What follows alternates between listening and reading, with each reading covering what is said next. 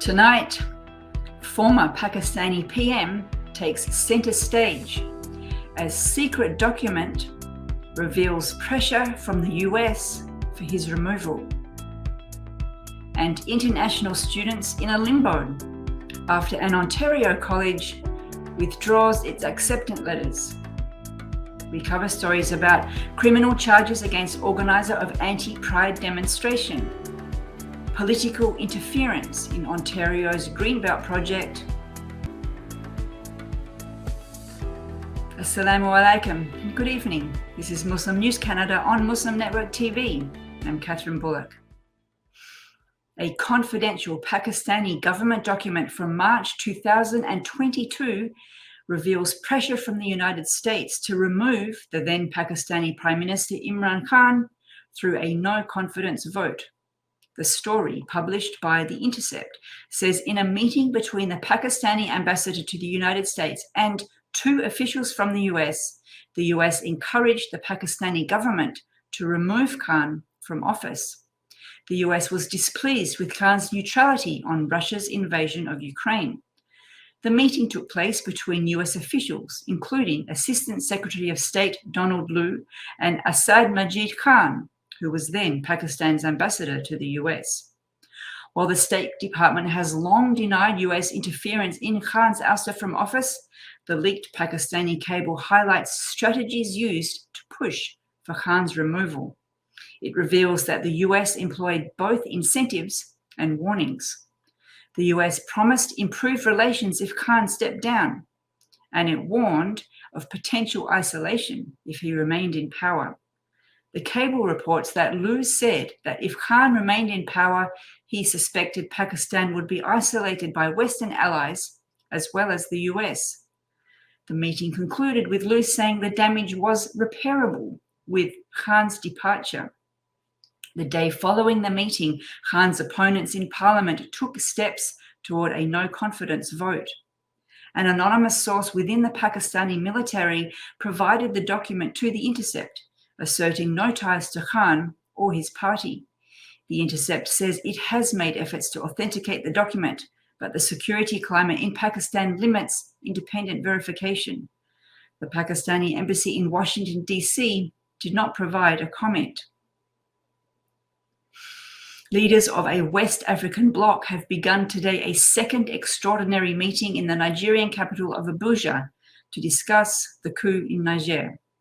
Nigerian President Bola Tinubu, the current chairman of the Economic Community of West African States bloc, says the meeting will be a defining moment to look at solutions to restore the constitutional government in Niger.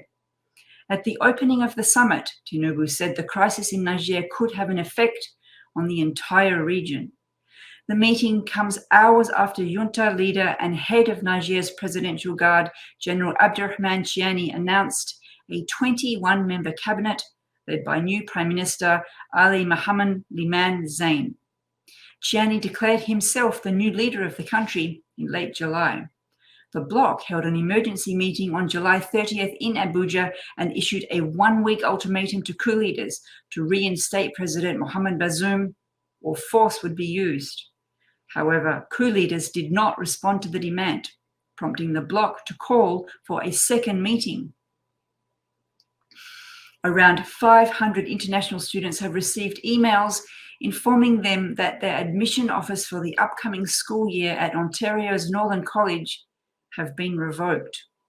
Pure's College of Technology, an affiliate of Northern College, expressed its readiness to accept all international students with admission letters.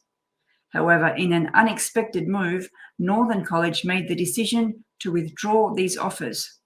David Francis from Northern College says their admissions process involved estimating the number of approved visas and issuing more acceptance letters than they could accommodate. Francis says they assumed some students would be denied visas. Immigration, Refugee and Citizenship Canada says managing acceptance letters is not under its jurisdiction. It has expressed disappointment in Northern College's handling of the situation. Ontario's Ministry of Colleges and Universities is also emphasising Northern College's autonomy in admissions. Pure's College has assured that they will collaborate with Northern College to address the issue. Northern College aims to provide refunds or transfers to other institutions for the affected students, prioritizing those who have already arrived in Canada. Other students could still face financial losses due to cancelled flights and accommodation expenses. Jaspreet Singh, representing the International Sikh Student Association, says there is a systemic problem of universities exploiting international students, which is evident from recurrent instances of such situations. Mahmoud Murrah, the founder of YYC Muslims, the organization responsible for protests against LGBTQI+ curriculum in Canadian schools, has been charged by the Calgary Police Service with hate-motivated criminal harassment. Police announced the charges yesterday following an investigation by district officers and the hate crime prevention team. Police say the charges come after several online interactions in June. Murrah, aged 50 and from Calgary, had engaged in online interactions that led to these charges. He was recently involved in a demonstration against the teaching of sexual minority topics in schools. Around 125 people participated earlier in June in this Calgary protest. During the demonstration, Murrah expressed his viewpoint, saying that parents are unhappy about children being taught such subjects in schools. He mentioned that parents are embarrassed about discussing these matters with their children. Murrah said he believed children had the right to, quote, learn what they want when they are legally responsible. For more on a report on political interference in Ontario's Greenbelt project, stay tuned.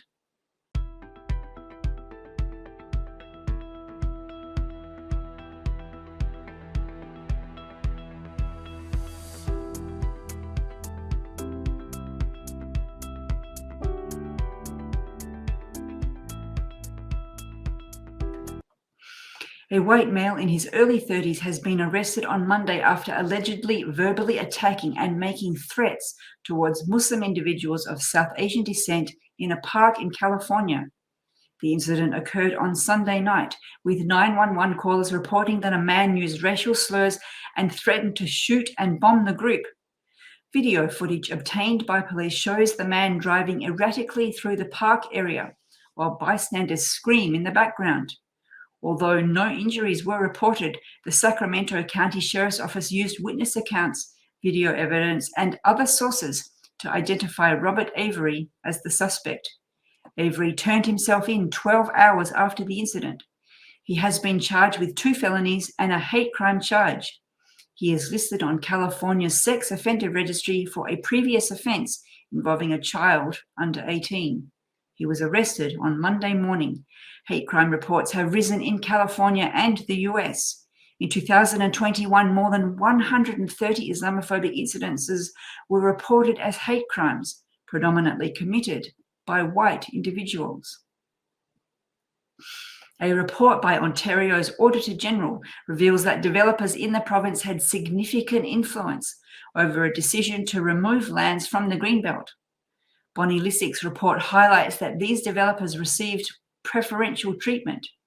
It calls the process politically motivated and lacking transparency. It states that the Ford government began working on this controversial move immediately after winning re-election. The report spans a 6-month investigation and shows that key figures, including Premier Doug Ford, the housing minister, and a central political staffer, were linked to developers who benefited from the land removal deal. The value of the 15 parcels of land removed from the Greenbelt is estimated to rise by $8.3 billion.